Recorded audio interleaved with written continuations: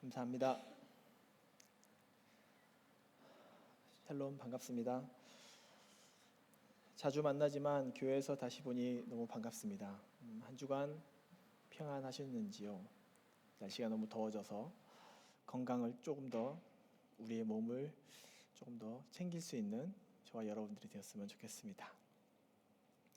우리가 저번 주는 어번 앵글리칸 처치에서 다 함께 예배를 드렸었습니다. 그리고 잠깐이지만 군사훈련을 마친 세라도 휴가차 왔다 갔고요.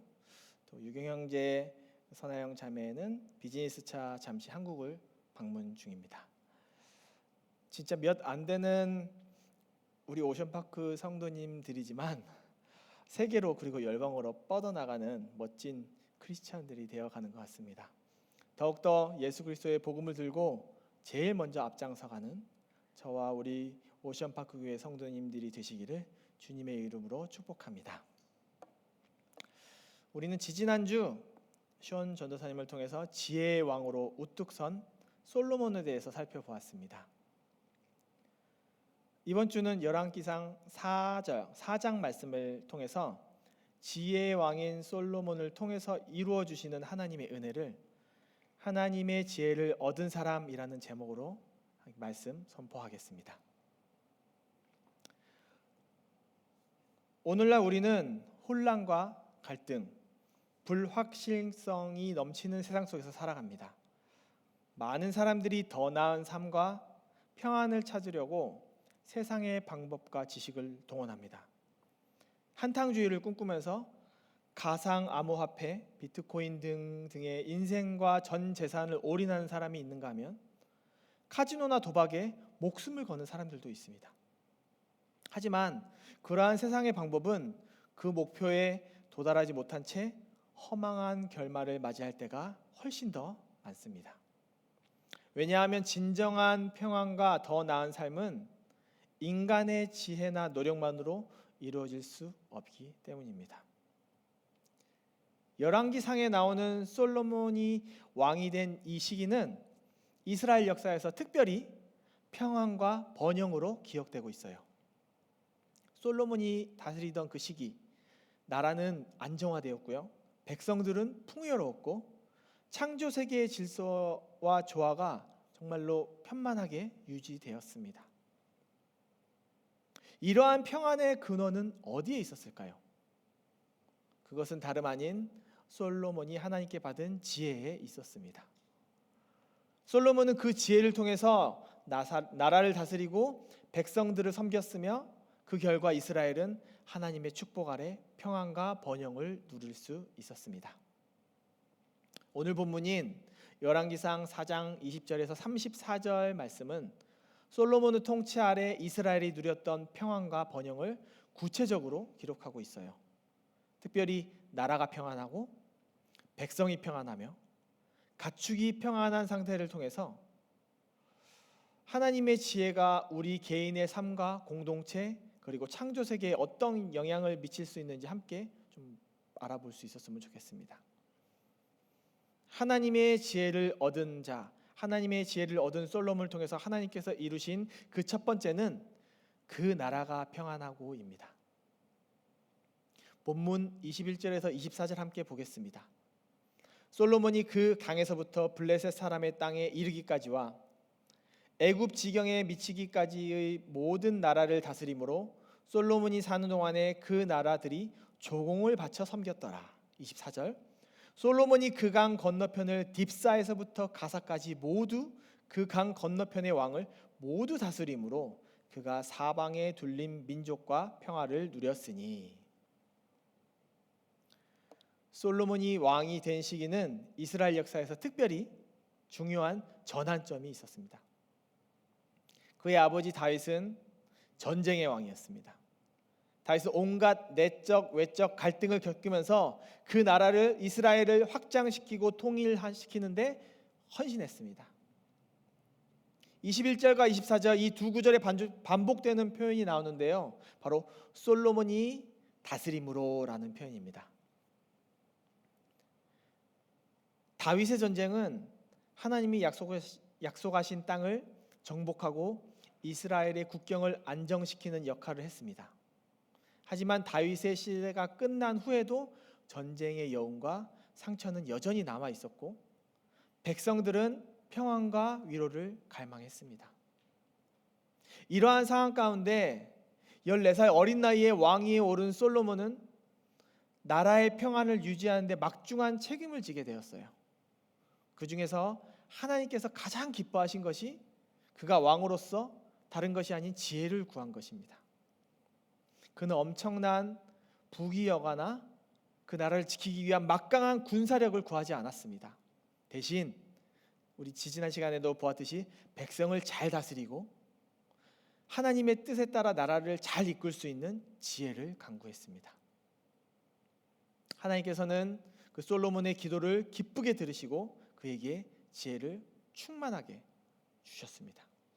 그 결과 본문 21절은 솔로몬이 유브라데 강에서부터 블레셋 사람의 땅과 애굽 지경까지 다스렸다고 기록하고 있어요. 이것이 무엇을 의미합니까? 하나님의 지혜를 얻은 솔로몬의 통치 아래에 있는 이스라엘이 정치적인 안정과 국제적인 영향력, 두 마리 토끼를 모두 잡고 그 모든 것을 누렸음을 지금 보여주고 있는 거예요. 그는 이웃 나라들과 평화 조약을 맺었고요. 조공을 받음으로써 나라의 부를 축적했습니다. 그뿐만이 아닙니다. 솔로몬은 단순히 전쟁을 회피하는 소극적인 평화에 그치지 않았습니다. 그는 하나님의 지혜로 경제, 법률, 외교 등등 모든 면에서 나라를 체계적으로 운영했습니다. 우리가 읽은 본문 바로 위에 나오는 열왕기상 4장 7절에서 19절에서는 솔로몬이 12명의 지방 관리자를 세워서 지방을 관리하게 한 기록들이 나오고 있어요. 이들은 각 지역에서 세금을 징수하고 백성들의 생활을 지원하는 역할을 했습니다. 이 같은 행정적 체계는 나라를 효율적으로 운영할 수 있도록 했습니다. 이 모든 것이 가능했던 이유는 바로 하나님께서 주신 지혜 때문이었습니다. 사랑하는 여러분, 기억하십시오. 하나님의 지혜를 가진 한 사람을 통해 그 나라가 평안하고 복을 받았습니다. 하나님의 지혜를 가진 저와 여러분들이 된다면 우리가 속한 공동체는 평안하고 복을 받을 줄 믿습니다. 하나님의 지혜를 얻은 솔로몬을 통해서 하나님께서 이루신 그 두 번째는 그 백성이 편안하고입니다. 그 백성이 평안하고. 본문 20절 함께 볼까요? 유다와 이스라엘의 인구가 바닷가에 모래같이 많게 되매 먹고 마시며 즐거워하였으며. 본문 20절을 시작하면서 유다와 이스라엘의 인구가 바닷가에 모래같이 많게 되매 먹고 마시고 즐거워하였다고 기록하고 있어요. 이 말씀은 단순히 인구가 많다는 사실을 실제 사실 팩트를 넘어서 창세기에서 아브라함에게 하신 하나님의 약속이 솔로몬의 시대에 비로소 완전히 성취되고 있음을 보여주면서 백성들이 풍요와 만족을 누렸음을 의미하는 거예요. 바닷가의 모래. 본문 22절과 23절을 함께 보겠습니다. 솔로몬의 하루의 음식물은 가는 밀가루가 30고루, 굵은 밀가루가 60고루요, 살찐 소가 10마리, 초장의 소가 20마리, 양이 100마리, 그 외에 숫사슴과 노루와 암사슴과 살찐 새들이었더라. 본문 22절과 23절은 솔로몬이 하루 소비하는 음식의 양을 보여주고 있어요. 그런데 혼자 먹는 것 치고는 양이 너무 많지 않습니까? 여기 본문에 나온 밀가루 두 개 합치면 가는 밀가루, 고운 밀가루 합치면 90고루예요. 한 고루는 대략 230리터를 의미해요. 그러면 90고루는 그 당시 14,000명이 하루치의 빵을 만들 수 있는 양이라고 합니다. 14,000명. 살찐 소는 외양간에서 사육되는 정말 케이지드 소고요. 초장에서는 프리 레인지 혹은 케이지드 프리 소를 말하고 있어요. 어쨌든 소가 30마리, 이 정도면은 14,000명이 한 근 600g 이상씩 먹고도 남는 어마어마한 양입니다. 거기에 양, 사슴, 노루, 살찐 새까지. 정말 확실한 것은 솔로몬 혼자는 절대 먹을 수 없는 양이라는 것입니다. 그 양은요, 혼자가 아닌 왕궁에 있는 모든 사람들이 다 함께 먹고 마셔도 부족하지 않을 만큼의 양을 의미하고 있어요. 이것의 의미는 솔로몬 왕국은 상상도 할 수 없을 만큼 경제적인 부유함을 가지고 있었다는 거예요. 그런데 왕과 그 왕궁에 사는 높은 지위의 사람들만 호의호식한다면 그것이 태평성대이고 풍요로운 나라일까요? 결코 그렇지 않습니다. 본문 25절을 통해서 왕뿐만이 아니라 모든 백성이 평안하게 살고 있음을 알 수 있어요. 25절 함께 볼까요? 솔로몬이 사는 동안에 유다와 이스라엘이 단에서부터 브엘세바까지 이르기까지 각기 포도나무 아래와 무화과 나무 아래에서 평안히 살았더라. 솔로몬의 통치 아래 이스라엘 백성들은 전쟁통처럼 단순히 생존을 위한 생활이 아니라 하나님이 주신 풍성한 풍요를 누리며 기쁨을 경험했습니다.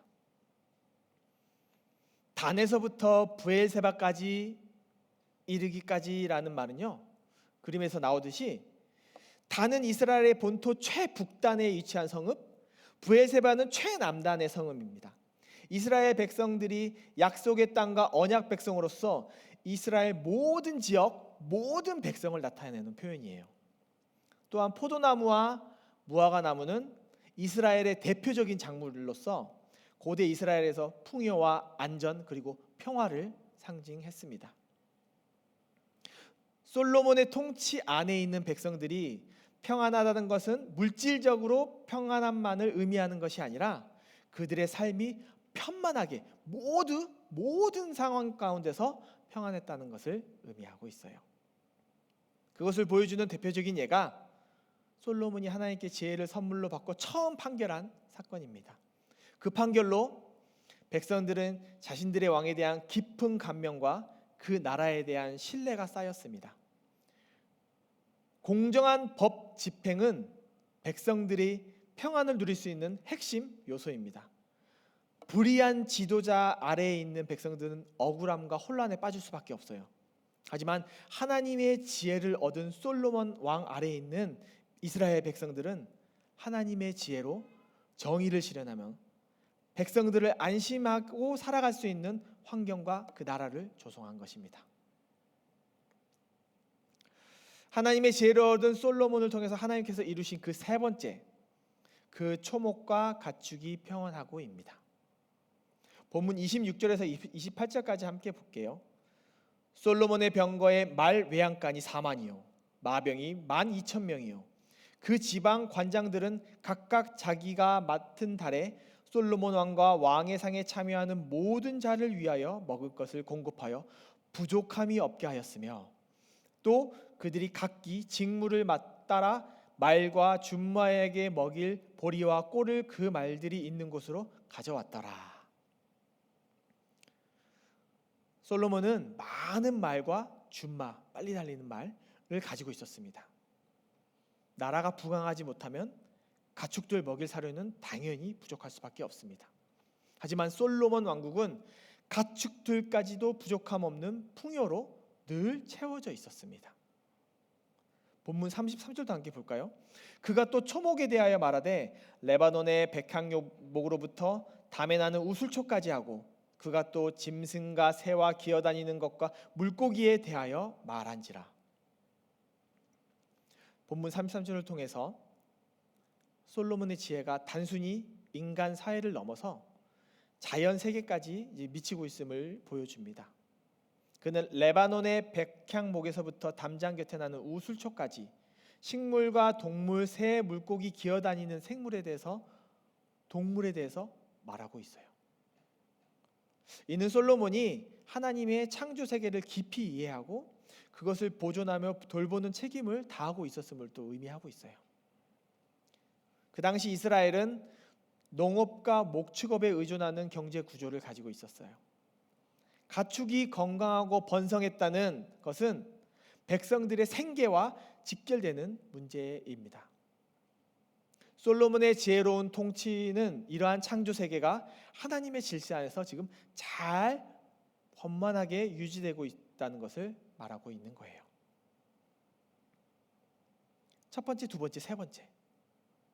그 나라가 평안하고 그 백성이 평안하고 그 초목과 가축이 평안하고. 말씀을 한번 마무리하겠습니다. 말씀 속에서 하나님의 지혜를 가진 솔로몬이 하나님의 지혜를 가지고 다스린 결과로 나타난 나라의 평안, 백성의 풍요, 초목과 가축의 번성 등을 살펴보았습니다. 솔로몬은 자신의 힘이나 능력이 아니라 오직 하나님의 지혜를 의지함으로써 이러한 축복을 누릴 수 있었습니다. 그래서 우리도 하나님의 지혜를 구해야 합니다. 야고보서 1장 5절은 너희 중에 누구든지 지혜가 부족하거든 모든 사람에게 후히 주시고 꾸짖지 아니하시는 하나님께 구하라. 그리하면 주시리라 라고 말씀하고 있습니다. 우리가 하나님께 지혜를 간구하면요, 그분의 뜻에 따라 살아가고 그분의 뜻에 따라 살아갈 때 우리의 삶에도 참된 평안과 번영이 임할 것입니다. 세상의 지혜는 한계가 있습니다. 하지만 하나님의 지혜는 한계가 없이 영원합니다. 그 지혜는 우리의 가정을 세우고 우리의 공동체를 화합하게 하며 이 세상 창조 세계를 보존하는 능력입니다. 솔로몬 한 사람으로 통해서 그 나라가, 그 백성이, 그 초목과 가축들이 축복을 받았듯이 오늘 말씀을 들은 저와 여러분들이 매 순간 하나님의 지혜를 구하며 그 지혜를 가진 자가 되어 여러분이 속한 나라가 복을 받고 여러분이 속한 공동체가 복을 받고 여러분이 속한 그 교회가 복을 받고 여러분이 속한 가정이 복을 받고 여러분의 자녀와 부모들이 복을 받고 여러분의 반려동물과 여러분의 삶의 모든 것들이 하나님의 복을 넘치게 받는 삶이 되기를 주님의 이름으로 축복하고 간절히 소망합니다. 아멘. 함께 기도하겠습니다.